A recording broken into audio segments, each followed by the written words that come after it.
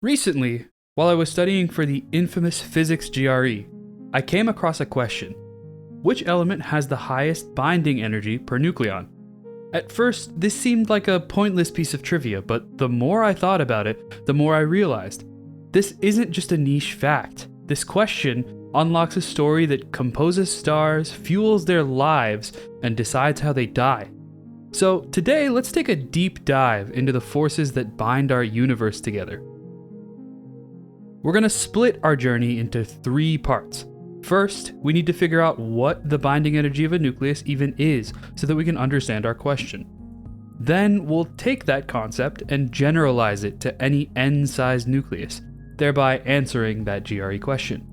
Lastly, my favorite part. We'll talk about why this matters at all and why I think you should care about it. But first, let's get things started with part 1, the binding energy. We'll start our journey from atoms to the stars here, with our friend Joe. Joe is a proton, one of the building blocks of every single atom in our universe. Joe's got a friend, his buddy Steve, an electron. Joe and Steve together make up the first atom on the periodic table, hydrogen. Let's say we wanted to measure how much this atom weighed. This would be simple. For the sake of our experiment, we'll grant ourselves a really precise scale that weighs the pieces for us. We'd take Joe's mass, add Steve's to it, and then we'd get our answer. Joe weighs about 1.67 times 10 to the negative 27th kilograms, or 1.007276 atomic mass units, a different unit that makes things at the scale easier to talk about. Steve is 9.109 times 10 to the negative 31 kilograms in mass, or 0.000549 AMU. Putting these together, our hydrogen atom weighs 1.007825 AMU, which checks out. Awesome. Let's do that one more time, but this time we'll introduce another friend to our group. Now, Bob, a neutron, joins Joe in the center of our atom, finding a comfortable spot in the nucleus. These 3 friends put together create deuterium, an isotope of our hydrogen atom from earlier. Now, what's the mass of deuterium? Let's add Joe and Steve together again, and then add Bob to that. Bob weighs about the same as Joe, a tiny bit heavier, but we're doing a quick calculation, so we'll just call them equal. All said and done, our full atom should have a mass of 2.01649 AMU, right? Wrong. Surprisingly, when we weigh our deuterium atom, we found that it actually has a mass of 2.0141 AMU. What's gone wrong with our measurement?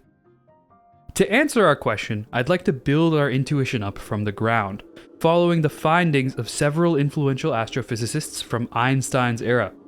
Our story begins over 120 years ago in 1905, when Einstein first published his theory of special relativity. Beginning in March of 1905, Einstein published 4 papers into the scientific journal Annalen der Physik, the Annals of Physics, which we now know as the Annus Mirabilis papers, the Miraculous Year papers. We're going to put our focus on the 4th of those papers.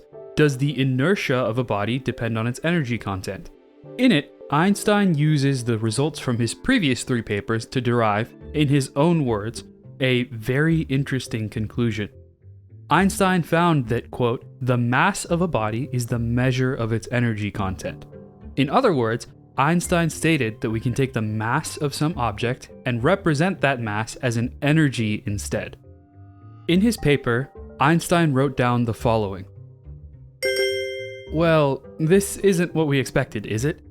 Einstein derived an early version of the famous E equals mc squared, though it may look unfamiliar at first glance. While the derivation of the formula from ground zero is beyond the scope of this video, we will get from here to the familiar version together. As we derive our simple version, let's figure out what each of these terms even means. The 2 K's in this formula represent the change in kinetic energy of some particle. Kinetic energy is energy associated with movement. A person running, a ball bouncing, and a plane flying all have kinetic energy. To clean that up, we'll rewrite this as delta E, where the delta represents that change in energy. On the right side, we'll just switch the 2 and the gamma squared. We can do this because the fractions on the right side are multiplied by each other, so stuff is shared between the bottoms of the fractions. This means we can swap them. Next up, we'll switch out delta E, the change in kinetic energy, for the formula for the kinetic energy of a particle. E equals 1/2 mv squared. M is the mass of our particle, and v is the velocity it's traveling at. On the right, we've rewritten things once more, this time the gamma. In Einstein's notation, gamma represented the speed of light, which we write now as c. We've switched it so we can read it easier. Now we can do a couple things to greatly simplify our formula. Both sides of the equation are multiplied by the square of the velocity, so we can remove them. Likewise, there's a 1/2 on both sides, so we'll get rid of that too. For our penultimate move, if we multiply both sides by c squared, we get L equals mc squared. Lastly, Einstein defined the energy emitted by our particle as L, which we call E. And there we are. A very non-rigorous derivation of E equals mc squared. Don't worry, in the future we'll do a deep dive on how we got here. For us though, how we got here isn't as important as where we go from here. For that, we'll skip forwards a few years to 1932, when the neutron was discovered. At this point, physics knew two things. We were very good at really precisely measuring the mass of stuff, and we knew how much mass each of the subatomic particles in an atom was comprised of. Let's say, for example, that I knew precisely how much a chunk of some material weighed. Let's call it X kilograms. We'll put that over to the side for a second. If I knew how many atoms there were and how much the block as a whole weighed, I could basically do the inverse of what we did with Bob, Joe, and Steve earlier, and divide the total weight by the number of atoms. This would tell us how much each atom weighed. In essence, we've taken the total weight of the block and given a piece of that to each particle. The weight of each piece tells us the weight of each individual particle. We could, for example, now compare the measured value to what we expected to get from adding the protons, neutrons, and electrons up. In our example from earlier with deuterium, we expected to get 2.0164 AMU, but instead we got 2.0141, a difference of 0.0023 AMU. This difference in the measured mass and the expected mass is what we call the mass defect. This idea of measuring the number of atoms and then dividing the mass by that number was precisely how scientists found the variance in masses for various atoms, by calculations. Only after this did a formula arise. Before we look at that, we'll take one final step with our deuterium atom, converting this to an energy. Before we generalize our formula to any atom, let's put Einstein's formula to use. When we measured the mass defect for deuterium, we arrived at 0.0023 AMU, right? That right there is a mass value, which we can plug in to the m in Einstein's formula. I'll convert the mass defect from AMU back to kilos here. Since everything is getting multiplied together, this lets us group the kilograms and the meter squared per second squared into one unit. The same idea as what we were doing earlier when we found E equals mc squared. This unit is known as the joule. The joule is a unit of energy. It takes 1 joule of energy to pick up a 100-gram object a meter off the ground, for example. And now, we've got a numerical value. We've just found how much energy the mass defect in deuterium is equivalent to. 3.582 times 10 to the negative 13th joules. Before we move on to generalizing this formula to any atom, we need to take a little detour to look at what this number even means. Why does it matter that we calculated this? Does E equals mc squared even tell us anything about our atom, or did we just do that for no reason? What we just calculated is not random. In fact, it's what's known as the binding energy of deuterium. You'll recognize this name from the intro to this video, the question on the practice GRE. So clearly we've calculated something important, but what is it? Let's start with a key statement and then unpack what it means. There's 4 fundamental forces that govern how things in the universe interact. Gravity, which we all know, electromagnetism, the strong force, and the weak force. What we care about right now is the interaction between the strong force and the electromagnetic force.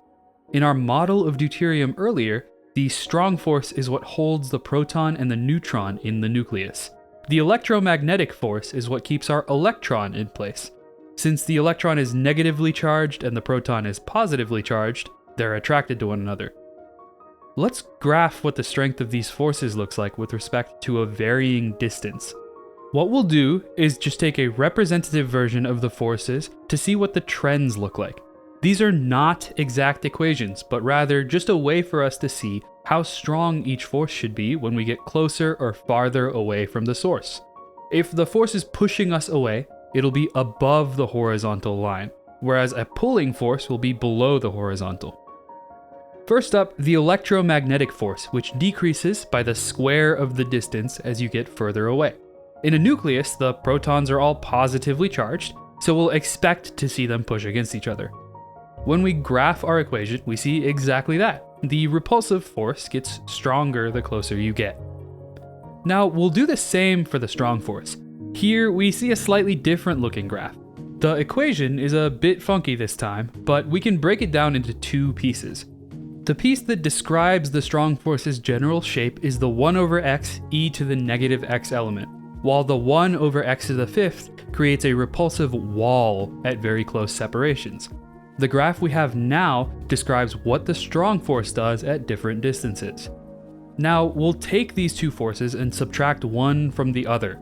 This will give us a rough idea of which force is stronger at what distance. See that dip around the first tick on the x-axis? That's where the strong force is pulling the protons together more than the electromagnetic force pushes them apart. In this region, our nucleus stays held together. However, we can see that there's a big wall stopping our atoms from getting too close together. This is known as the Coulomb barrier, named after the scientist Coulomb, unsurprisingly. When we get far enough away, notice how the force becomes repulsive again. This shows us that our strong force has a shorter effective range than the electromagnetic force. In other words, when we're close enough to the source, the strong force is stronger than the electromagnetic force, but as we get further away, the strong force gets weaker faster. What we need to remember is this: 2 particles in the nucleus of an atom will hold together if they're close enough together, and if they're far away, they will repel one another. So, what was that number that we calculated? Let's bring back Joe and Bob one more time. Our proton-neutron pair is thick as thieves, and they're hanging out in that dip on the graph. In order for us to separate the 2 of them, we'll need to fight against that dip and add energy to the system. Only after that will we be able to have both individual particles separate from one another. The amount of work that we have to do to split them up to beat the strong force is precisely the value we calculated for the energy earlier. Rigorously, the binding energy of an atom is equivalent to the amount of energy it takes to separate the nucleus into its individual parts.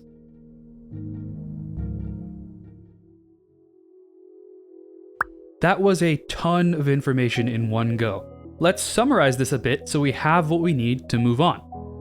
First, we need to remember that E equals mc squared. The change in energy in a system is related to the mass of its pieces, or conversely, a change in mass can be expressed as a change in energy. Second, we found that the mass defect of a nucleus is the difference between its expected mass from adding the nucleons up and the measured mass we get from that fancy weighing system. Third, we learned that the binding energy of an atom is the amount of energy it takes to pull its pieces apart, like pulling on a spring until it snaps. We were able to take the information we gathered earlier with the difference in the expected mass and the measured mass of deuterium and calculate its mass defect. With that, we were then able to calculate its binding energy. In order to break Joe and Bob apart again, we'd have to add that energy back to the system. Still with me? Awesome.